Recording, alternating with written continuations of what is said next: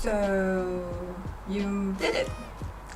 Pass your awkward final year group projects, dealing with your teammates, the lecturers and teachers who do not mind if you make your insane ideas come true. You get your hard-earned paper, which will be stashed away in a dark corner of your shelf after a year, and your best student portfolio. You gather your hopes up and head into the world of the working adult. But in the little corner on your mind, something lingers. Is my portfolio good enough? Am I even qualified for a job? Or where do I begin?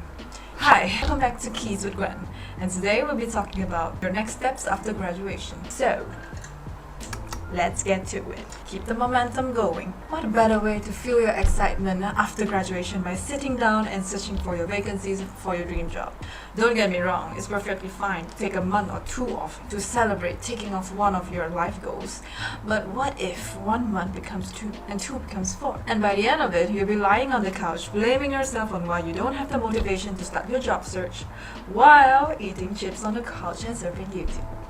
Think about it in the other way. Why not start to do some research on the companies that you have interest in the first month? Apply for a few applications, then give yourself some time off. You even feel a breath of relief while you start gaming through your break, battling RPGs and grinding through levels of countless hours to get that final weapon, to get that overkill on the final boss. Okay, I'll stop. So put down your poverty and let's get to it. LinkedIn, Twitter, or DM some current artists. Now that you have your thoughts in order, let's get to the topic. Companies. Small, mid, big-sized companies all have their different working styles and different projects. Small companies in general will require you to wear different hats in a project. The good part is you get a lot of exposure to the entire pipeline and have a chance to work closely with your boss in holding different skills.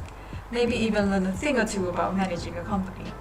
This brings you to the path of a generalist, or in some rare cases, a jack of all trades. But if you're looking for a more specialized role, a mid-sized or big-sized company might suit you better. On the other spectrum, big companies hire specific roles with specific skills to add a cog into their massive production team. What were you thinking? Due to the sheer size of the company, you definitely won't get to talk to everybody. But what you get is exposure to reputable projects, well, most of the time, vast amounts of resources, seniors ready to guide you, and even in some companies, training opportunities to level up your skills. A mid-sized company is, as the name says, in the middle.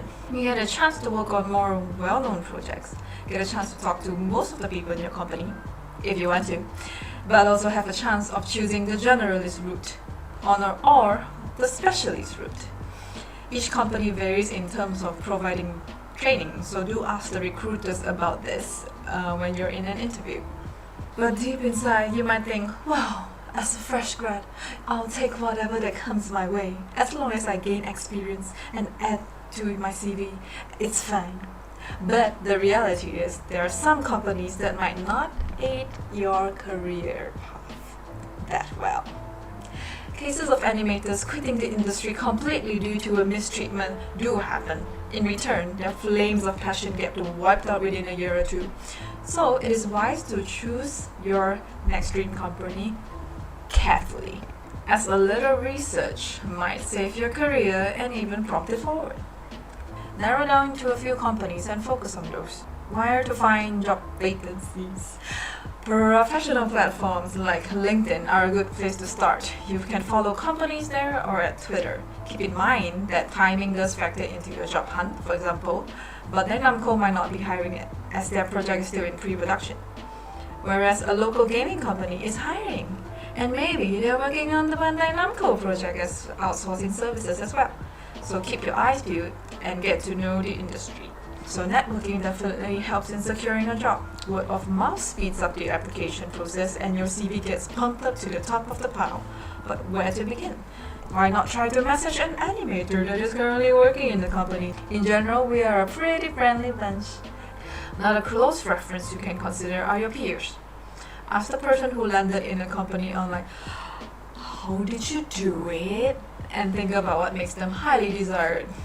Or if you're the shy, introverted type that stays in a corner of the class and prefer to stand on the sidelines instead of mingle, do not fret. This doesn't mean you're doomed. 2 trustworthy and proven points: a strong portfolio and a good personality. Cater your portfolio to the company. We all heard this tip before, mostly from recruiters towards students, upon advising on how to apply to a company. Well, they're not wrong. Imagine you're aiming at Capcom, eager to work on the next Monster Hunter game. Two situations. One, you bring your student portfolio, which consists of a variety of types of animation you did, walk cycles, dialogues, and body mechanics, the whole package. You apply to Capcom, hoping that they sense a boundless pool of potential from your reel. After a month, they reply, "Thank you for your application," and turn you down. Or two, you planned early, knowing that if your dream job consists of animating giant monsters trampling on the player, you have to learn to animate monsters, or at least walk cycles, quadruped walk cycles. In your portfolio, you show an animal walk cycle, a battle sequence, and maybe a pinch of acting because you worked so hard on it. You submit it to Capcom. Guess which one has a better chance of getting seen? Yep, Mr. Monster. Or you might ask, but what if I don't know which company I would like to work with? Well, instead of projects, there are many factors that can be put into consideration, which I will go into detail on another video. Know the company roughly. Each company has their distinct working environments, ethics, styles, and flexibilities. The culture also matters, whether you prefer the loose hierarchy of the ability to discuss your ideas to your boss, or whether you're more comfortable in working with your boss at a respectable distance. It's all up to your preference. So how do you get this info? Well, you can ask the artists themselves privately. Or hopefully when you were in college you will manage to meet a good batch of seniors who are ready to help fresh juniors. If you shy away from the human race, apps like Glassdoor might help you to get to know the company on a surface level. But take it with a grain of salt, because sometimes it's hard to pinpoint the cause of an artist's experience based on themselves, or is it the company?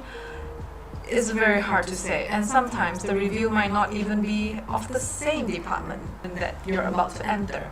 So pick your reviews wisely with some legacy salt and make your choices respectively. Availability. Are you available to work on your earliest convenience and do not require a paid visa to start? You're hired. Companies give priority to the locals more, and based on the stage of production. If your timing fits into theirs, huzzah! But don't give up hope. Working overseas can be achieved with a strong portfolio and sufficient experience, which you can gain in your local country. Sit back and wait patiently. So now that you've done everything that you could and submitted your application with your showreel and a crispy clear CV, take that boba up, brothers and sisters, and sip away. Now it's all up to the recruiters to send a reply, but if they don't, no worries. Pack yourself up with hope and try the next company. No harm in following up with your application once in a while. Knock on their door like, "Hello," with a smile politely and ask, "Where's my answer?" Well, other things you can do includes keep your animation skill fresh, join online artist communities, or take that. Wow. That's it, guys. Hope you enjoyed this video and it gave you a little bit of insight and motivation to your job hunt. Keep the hope up and keep the hope up. If this video had inspired you or given you hope, like, subscribe, hit the notification bell. If you're happy, great. If you're sad, don't be sad. And I'll see you in the next one. Thank you.